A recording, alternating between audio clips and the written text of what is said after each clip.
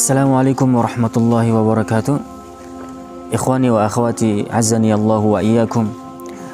Nanti pada hari kiamat kelak, setiap kita pastinya sangat menginginkan Allah memberikan pertolongan kepada kita semuanya. Pertolongan terhadap dahsyatnya peristiwa-peristiwa akhirat yang akan dihadapi oleh setiap insan. Secara umum, saudaraku yang dirahmati Allah, bahwa iman dan amal soleh, iman dan takwa yang kita miliki semasa kita hidup di dunia, itu adalah hal yang akan dapat membantu kita nanti di hari akhirat kelak, yang akan menjadi sebab Allah akan mendatangkan pertolongannya kepada setiap hamba. Namun saudaraku yang dirahmati Allah, perlu kita ketahui bersama, amal soleh itu adalah sangatlah umum. Kita yakin memang bahwa amal soleh itu insya Allah dengan izin Allah akan dapat membawa pertolongan nanti pada hari kiamat kepada setiap kita. Namun ada banyak dalil di mana dalil tersebut baik dari Al-Quran wa Sunnah menyebutkan secara khusus amalan-amalan khusus yang mana dengan amal itu insya Allah kita akan memperoleh keampunan nanti di hari akhirat kelak. Di antaranya saudara yang dirahmati Allah Subhanahu wa Ta'ala adalah yaitu dengan kita selalu berinteraksi dengan Al-Quran, membacanya, memahami, mengamalkan dan mendakwahkannya. Sebagaimana disabdakan oleh Rasulullah SAW dalam sebuah hadis, "Iqra'ul Quran, fa innahu ya'ti yaumal qiyamah syafi'an li ashabi." Bacalah Al-Quran, karena sesungguhnya Al-Quran itu akan datang nanti pada hari kiamat sebagai pembela, penolong. Ya, dia akan dapat memberi syafaat bagi siapapun yang mau membacanya. Namun demikian saudara yang dirahmati Allah Subhanahu wa Ta'ala, sama-sama coba kita dalami makna dari hadis ini. Rasulullah SAW ketika mengatakan Iqra'ul Quran, itu tidak hanya sekedar Al-Quran yang sekedar dibaca. Bagaimana itu maksudnya? Iqra'ul Quran fa innahu ya'ti yaumal qiyamah syafi'an li ashabihi, di mana Al-Quran akan tampil menjadi pembela, penolong bukan hanya sekedar bagi yang membacanya saja, tapi Rasulullah menyebutkan di ashabihi, bukan hanya li qari'ihi, bukan bagi yang sekedar membaca saudaraku, namun li ashabihi, yaitu yang menjadikan Al-Quran bagaikan sahabatnya. Apa itu sahabat? Sama-sama coba kita artikan sahabat itu, wahai saudaraku yang dirahmati Allah Subhanahu wa Ta'ala. Sahabat dalam bahasa Arab itu, sahabat itu diterjemahkan ke bahasa kita itu bisa teman ataupun istri. Ada dua makna secara umum arti dari sahabat dalam bahasa Arab. Pertama adalah teman. Nah, kemudian apa itu teman? Teman adalah yang kita akrab dengannya, kita selalu berinteraksi dengannya, kita mengenalnya, kita memahaminya. Nah, kalau sekedar dekat, kemudian tidak ada interaksi antara satu sama yang lainnya, itu belum dikatakan teman.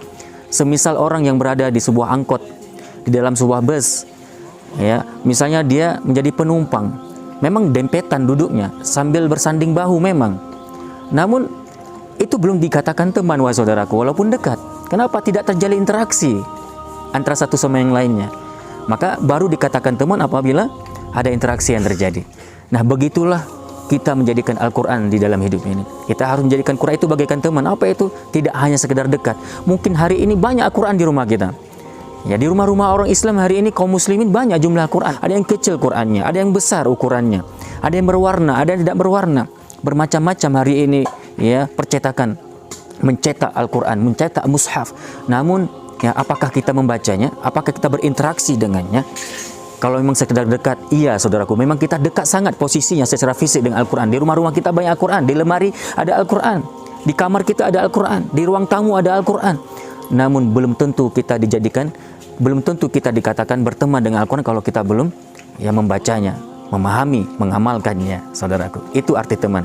Dan arti teman yang kedua ataupun sahabah dalam hadis tadi adalah istri. Apa itu istri?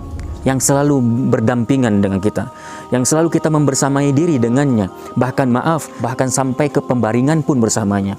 Begitulah semestinya kita jadikan Al-Quran, yaitu bagaikan li ashabihi tadi adalah bagaikan istri. Dari mana kita tahu bahwa sahabat itu juga bisa diartikan istri? Nah, ini bisa didapatkan dalam Al-Quran, wahai saudaraku, yaitu surah Abasa misalnya.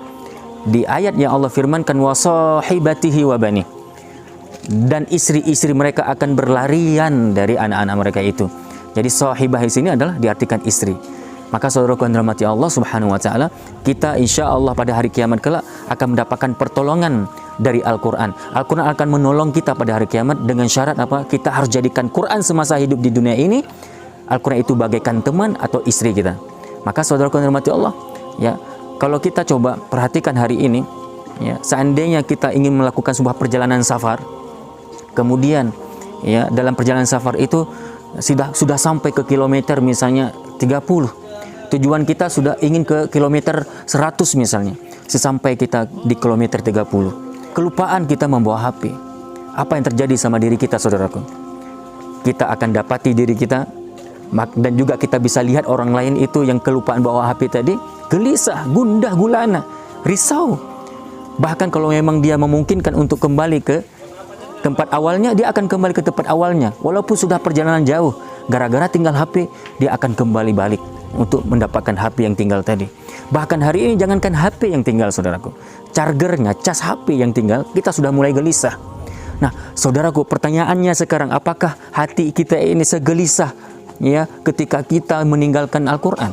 Ketika Al-Quran kita tinggalkan di rumah tanpa kita bawa kemana-mana? Apakah ketika kita lupa bawa Al-Quran, mushaf di kantong kita, di dalam tas kita, apakah kita gelisah seperti gelisahnya hati ini waktu ketinggalan HP?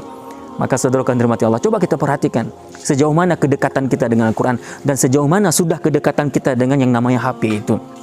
Saudara yang dirahmati Allah Subhanahu wa Ta'ala, HP kita bawa kemana-mana hari ini. Ke kantor kita dengan HP, ya, ke kebun, ke sawah ladang kita ber-HP, ke pasar kita pakai HP, lagi jualan kita pakai HP. Bahkan banyak di antara kita kaum muslimin yang membawa HP di saat dia sedang berhadapan dengan Sang Penciptanya, yaitu di saat sholat 5 waktu. Kita bawa HP juga. Sebelum sholat kita pakai HP. Bahkan ada di antara kaum muslimin yang selesai dari sholatnya dia main HP. Sebelum tidur dengan HP, setelah bangun dari tidurnya dia dengan HP. Hidup ini dengan HP. Apakah seperti itu kita dengan Al-Quran, saudaraku? Adakah Quran kita bawa kemana-mana? Adakah mushaf Al-Quran itu kita bawa ke kantor kita, ke sawah ladang kita, ke pasar, di saat kita berjualan misalnya? Apakah kita membaca Al-Quran sambil menunggu pelanggan datang misalnya? Saudaraku yang dirahmati Allah, kalau kita mau sadar dan jujur hari ini, kita sedang sangat jauh dari Al-Quran. Kita sedang sangat dekat dengan HP. Bagaimana mungkin nanti Al-Quran akan memberi syafaat kepada kita pada hari kiamat, saudaraku? Maka saudaraku yang dirahmati Allah Subhanahu wa Ta'ala, kembali kepada hadis, Iqra'ul Quran fa innahu ya'ti yaumal qiyamah syafi'an li ashabihi. Bacalah Al-Quran, karena sesungguhnya Al-Quran nanti akan tampil pada hari kiamat kelak sebagai pembela, penolong bagi siapa? Bagi yang menjadikan Al-Quran itu sahabatnya. Apa itu sahabat? Sekali lagi dan sekali lagi, saudaraku, bagi yang menjadikan Quran bagaikan teman dan istrinya.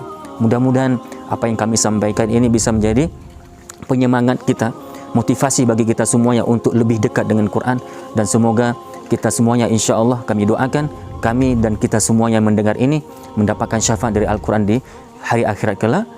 Barakallahu fikum wa hadani Allah wa iyyakum ajma'in.